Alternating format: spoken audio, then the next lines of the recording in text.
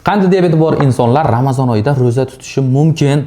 Hattoki roza tutib, sog'lig'ini avvalgidan 2x ga, balki 4x ga yaxshilashi ham mumkin. Hatto yilda bir marta olinadigan statsionar davodek tanangizni tozalab, zo'r qilib olish imkoniyatiga egasiz. Hattoki buning uchun nima qilish kerak? Buning uchun shunchaki ro'zani to'g'ri tutish qoidalariga amal qilish kerak. Ya'ni to'g'ri ovqatlanishga amal qilish kerak, to'g'ri saharlik qilish kerak va to'g'ri iftorlik qilish kerak va kun davomida qandni to'g'ri boshqarish kerak. Assalomu alaykum.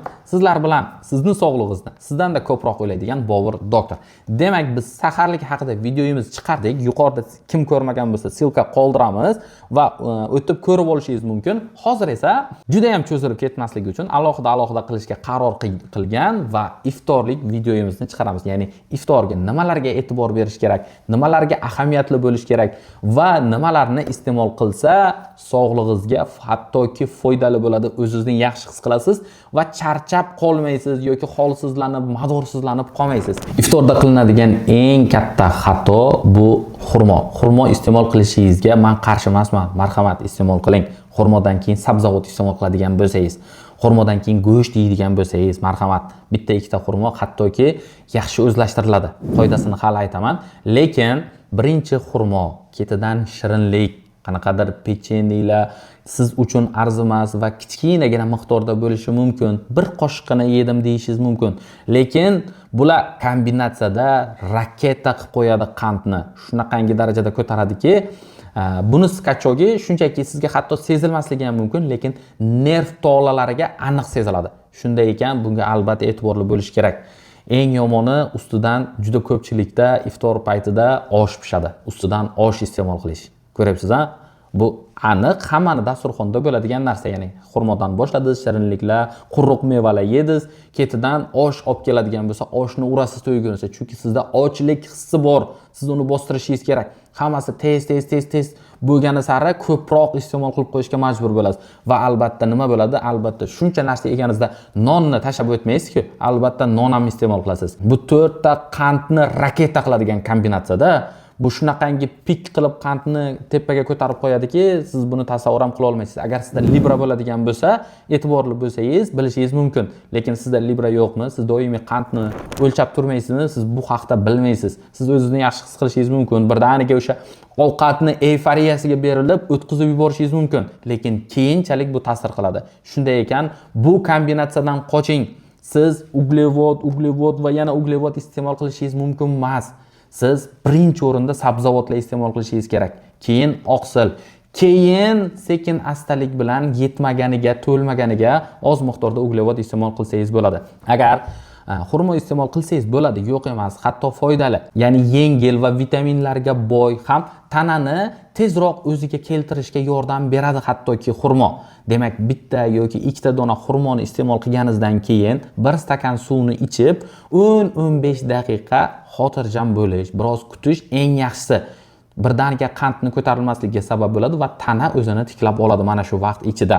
Lekin ketma-ket hamma narsani tiqib tashlasangiz, keyin raketa bo'ladi. Shunday ekan, demak, xurmo iste'mol qilmoqchimisiz? Marhamat, 1 dona yoki 2 dona xurmo iste'mol qiling va 10-15 daqiqa kuting. Undan keyin, xurmodan keyin 10 daqiqa, 15 daqiqa tanaffusdan keyingina ovqat iste'mol qilishingiz mumkin. Ya'ni asosiy ovqat nima bo'ladi? Iloji boricha, imkon qadar siz mehmondorchilikka bo'lsangiz agar, birinchi, ikkinchi degan taomlar juda ko'p joyda bo'ladi. Demak, siz sho'rvani ichib olishingiz kerak. Uyda bo'lsangiz ham albatta birinchi suyuq ovqat iste'mol qilib olishingiz kerak.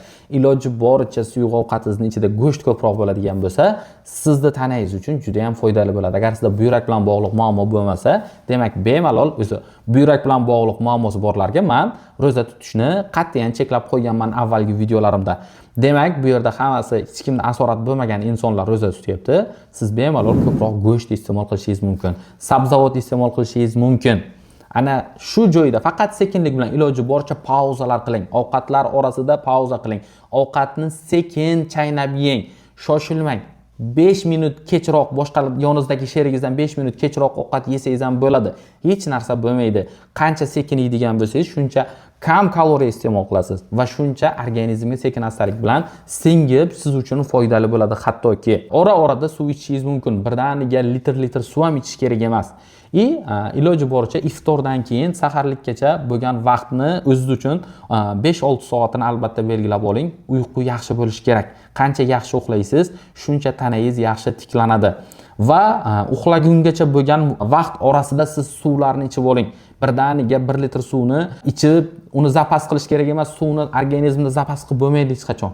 Kam miqdorda keraklisini organizm xohlaganini bersangiz agar juda ham yaxshi va foydali bo'ladi hattoki. Demak, shu joyda iftorda insulinni va qandni birdaniga skachokiga sabab bo'ladigan, ya'ni tasavvur qilib bo'lmaydigan darajada ko'tarilishiga sabab bo'ladigan 5-6 ta mahsulotni aytib o'tib ketaman. Ya'ni hammani dasturxonida juda ham ko'p uchraydigan mahsulotlar, ya'ni eng ko'p siz uchratadigan mahsulotlar. Iloji boricha shulardan qochsangiz, qolganini amallasa bo'ladi. Birinchi o'rinda osh. Har qanaqa vaziyatda, har qanaqa holatda oshni ma'qullab bo'lmaydi. Agar siz oshdan boshqa variantingiz bo'lmaydigan bo'lsa, shu osh iste'mol qilishingiz kerak tomon bo'ladigan bo'lsa, demak, siz go'shtini ko'pligiga, ichidagi sabzisini ko'pligiga va sabzavotlarni ko'p iste'mol qilayotganingizga ahamiyatli bo'ling. Bir qoshiq osh yeydigan bo'lsangiz, uni yarmisi sabzi va go'shtdan iborat bo'lsin va bundan tashqari 2 qoshiq qilib yonidagi salatdan iste'mol qiling. 1 ga 2 salat iste'mol qilishingiz kerak. O'sha paytdagina buni o'rnini salgina bosib, salgina to'ldirib olishingiz mumkin bo'ladi. Demak, ikkinchi o'rinda kartoshka. Ayniqsa qovurilgan kartoshkadan shunchaki qoching yoki dasturxoningizda bo'lsa, hatto qaramasligingiz ham mumkin. Kartoshka pyuresi ham hattoki qandni, rezki, skachokga sabab bo'ladi, kerak emas. Gazli ichimliklar, men tushunaman, iftor paytida juda ko'pchilik, hatto o'zimda ham shunaqa holat bo'ladi, ya'ni gazli nimadir ichkim keladi. Men tushunaman, sizda ham shunaqa holat bo'lishi mumkin. Ya'ni nimadir shunday bo'lsa, shunday ichsangiz gazi bilan, sovuqligi bilan shunday chanqoqlaringiz va tanangiz bosilsa. Yo'q, bu juda ham katta xatolardan biri bo'ladi. Gazli ichimlik iste'mol qilish mumkin emas. Eng katta xatolardan bittasi. Keyingi o'rinda esa har qanaqa turdagi uyda pishirilgan, qo'shnining uyida pishgan farqi yo'q. Shirin ichimliklar, kompot bo'lishi mumkin, soklar bo'lishi mumkin, farqi yo'q. Hatto bez sahr deb yozilgan bo'lishi mumkin. Ahamiyatsiz. Bular qonda qand darajasini birdaniga va rezki ko'tarilishiga sabab bo'ladi. Va albatta esingizdan chiqarmang, oq guruch. Har qanaqa vaziyatda, har qanaqa davrada oq guruch faqat osh emas, undan boshqa masalan biftek, yana shunga o'xshash taomlar borki, yoki guruchdan foydalaniladigan juda ko'p taomlar bor. Oq guruch har qanaqa vaziyatda 2 yoki 3 marta qandni skachok bo'lishiga sabab bo'ladi. Ya'ni uni to'lqinlari juda ham ko'p. Bir marta o'ngga ko'tarildi, tushishni boshlashi mumkin, yana rezki ko'tariladi. Shunday ekan, iloji boricha harakat qiling, maksimal darajada Ramazon oyida guruchdan qochishga harakat qiling. Mana shu kichkinagina, oddiygina, soddagina ba'zi bir qoidalarga amal qilsangiz bo'ldi. Unaqa ko'p savollar berib, unda biz nima iste'mol qilaylik? Buni yesak maylimi? Buni yemasak maylimi? Buni yeyish kerakmi? Palonchi aytdi. Birodarlar, yana o'sha gapimni takrorlayman. Bir kosa ovqat sig'adigan oshqozoningiz bor. Buncha ko'p qiynamang. Yashash juda ham oddiy va oson. Uni murakkablashtiradigan bu o'ziz. Shuni shunchaki to'g'ri qabul qilib, to'g'ri o'sha sabzavotlar va oqsil bilan, ya'ni go'sht mahsulotlari bilan to'ldirishingiz mumkin. Har qanaqa kamchilikni, har qanaqa muammoni hal qilishingiz mumkin shular bilan. Sizga salomatlik, sizga sog'lik tilayman. Ro'za Ramazon oylarini betalofat maza qilib, sog'lig'ingizni 4x ga yaxshilagan holatda o'tkazib oling.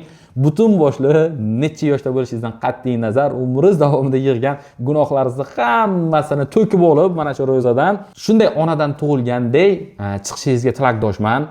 Har doim sog'likda va salomatlikda siz bilan uchrashishni nasib ro'za aylasin. O'zingizni asrang do'stlar. Nimadir muammo, nimadir savol bo'ladigan bo'lsa, kommentda yozib qoldirishingiz mumkin yoki bizga murojaat qilishingiz mumkin. Adresimizni qoldiramiz, raqamlarimizni qoldiramiz. Har doim biz yordamga tayyormiz. O'zingizni ehtiyot qiling va albatta bizni qo'llab-quvvatlashni esdan chiqarmang va bizga obuna bo'lib qo'ying. Ya'ni bundan keyingi chiqadigan foydali videolarimiz birinchilardan bo'lib sizga yetib borishi uchun obuna hamda o'sha qo'ng'iroqchani ochib qo'ying. Shundagina hammadan birinchi bo'lib videolarimizni tomosha qilasiz va sog'lig'ingizni asrashingizda qisman bo'lsa ham biz yordam berayotgan bo'lsak, o'zimizni eng baxtlilardan his qilamiz. Salomat bo'ling.